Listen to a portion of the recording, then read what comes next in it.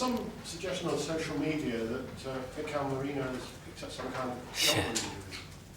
Yes, very unfortunate. Yesterday he had a collision and he's got a shoulder injury, unfortunately, and it looks like he's going to be out for a few weeks. Wow. Yeah, first session with us, yeah.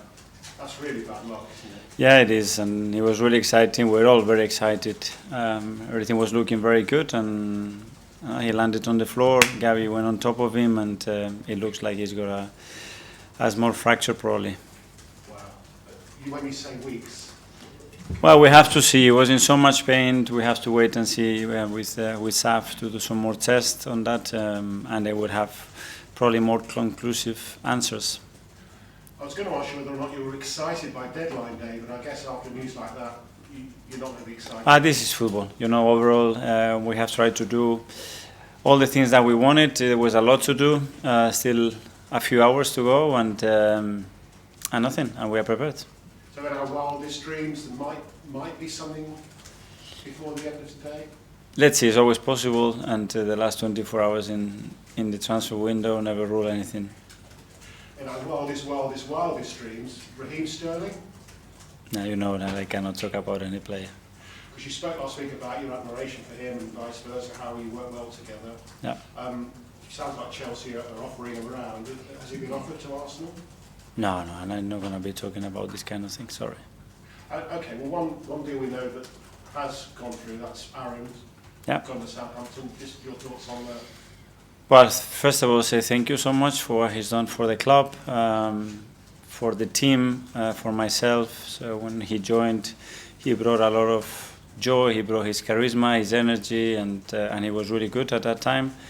Obviously, things developed, and he had a situation that it was difficult for him, and he was insisting a lot that he is very happy when he plays, and we have tried to fulfill that desire that he had. He looked really excited and happy the other day, and he's joining a great club, a great coach. He looks really excited, so I think we are all happy for him. And I know that Neto, the Bournemouth goalkeeper at the moment, is in the building, is in the training ground because I saw him arrive. So I know you don't like talking about the team's players, but that would be someone to come in and be a number two, I guess. Well, it's clear that obviously we have lost Carl as a third goalkeeper, and then we lost Aaron, so we have to replace them both. So Neto in the building having a medical, I guess?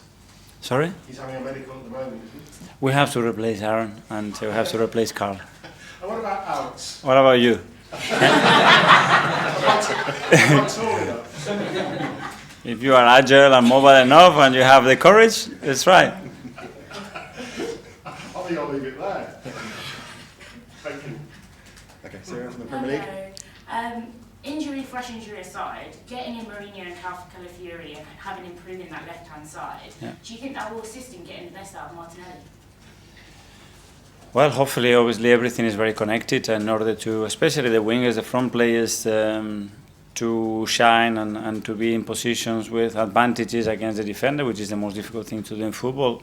You need players behind you that they give you that opportunity and put you in those situations as often as possible, and we have brought two players that are exceptional at doing that. Can we expect some of the squad players like Ranieri to play more and have some of an impact this season, some of the youngsters coming up? It will depend. Certainly, they have earned now the respect and admiration of all the team, and they've done it in pre-season, and now they're going to have to earn the right to play. But they have the same chances as anybody else. And your players have spoken about how important the meticulous analysis you do of the opponent team is for your match days. What have you made of Brighton's perfect start ahead of your match day tomorrow? Well, we try to prepare like every manager, every team does, giving them the exact information and the relevant information that can really help us and give us value to win the game. And we have tried to do the same for tomorrow against a team that is doing really well. It's one of the games with the new coach, with the new coaching regime, and it's going to be a tough match. Thank you. Josh? Hi, Mikel. Hi. It started with 2 clean sheets so far. How pleased are you with the way that the team are defending from the front as well, all over the pitch, the way they're working? Yeah, that's been a big strength of us, the commitment and the implication of every player in every ball, in every single action. And then, yeah, in those 2 games, it's true that we haven't given much away, but the ones that we have given, they were pretty clear, and Our goalkeeper has made 2 big saves to keep those clean sheets. So there are certainly things to improve, but I think obviously the commitment of the team in that front is superb. And it's an early kick-off tomorrow. In those games especially, is it important to set the tone early, to be on the front foot? Yeah, we always want to do, and we play at home as well, and get our supporters going and create a special atmosphere, and we know how important is that kind of energy. Is that from BBC? Hi, Mikel. Hi. I wanted to ask you, if you don't do any more business, would you be happy with the squad, and do you think you can achieve your aims without any more business? I'm always happy with the squad. I think we have tremendous players, a magnificent group of human beings, and we always want to be better, and we cannot deny that. The most important thing is to try to improve our own players, and then, yeah, in terms of the numbers and the quality, can we improve in the squad? Yeah, for sure, there are margins still. And can you talk about Eddie Nketiah? He might be leaving, we think. Can you talk about what he's delivered for the club in a similar way to Aaron Ramsdale? Yeah, when that happens, we can talk about that.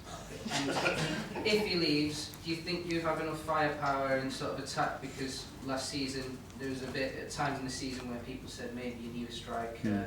Do you think you can find extra goals in the sort of squad to achieve your aims? Yeah, it's what we have. One of the biggest strengths that we had over the last 2-3 years has been the way we have shared the goals, and we're gonna to continue to do that. If we can, on top of that, get players to score 25-30 goals on the season, then it's the perfect combination, and that's what we are trying to do. How do you do that? How do you sort of make players score more goals than maybe they did in last seasons, which might get you... Put them in better situations, train them more, make them hungrier on that, bring clarity to the team that we can score goals in many, many ways, and score in all the ways that we can, basically. Nick from Haters at the back. Hi, Mikel. Hi. If you beat Brighton tomorrow, that's 9 wins in a row, which is the first time Arsenal have done that since the 2004 Invincible season.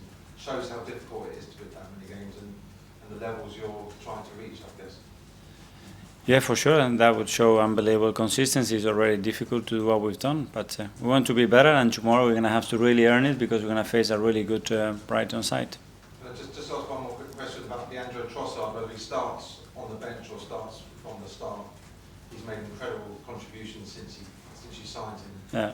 and he's playing against his former club. Can you just talk about how big an impact he's made since he came? Yeah, huge. Again, and not only starting from the bench, when he has started games, big games, and last season, if you look, especially the last quarter of the season, the amount of run games that he had, it was huge, and he's been really consistent with his threat on goal, with his capacity to create situations and especially big chances, and then without the ball, what he's doing. And I'm really, really pleased with him. Kaya? Okay, I just wondered if there was an update on Gabriel Jesus, because obviously he was out last week and said that MRI scan since Villa, so Yeah. how is he? He's progressing really well. He had a little muscle injury, and he's doing quite a lot of stuff already, so we expect him to be with us pretty soon. So not a contention for tomorrow's game? Sorry? Not a contention for tomorrow's game? No. Okay. And I know you spoke last season about how at the back you didn't have many numbers, and then you got a bit lucky in the sense that Gabriel, Saliba and Ben White were fit. Yeah. It does look as if you're going to have similarly sort of smaller numbers up top. Does it feel like a risk going into the season with such a small pool of players? I know you said you're happy with the players you've got, but obviously the Champions League draw was yesterday, there's going to be more games than before, it's more intense. Is it a bit of a risk?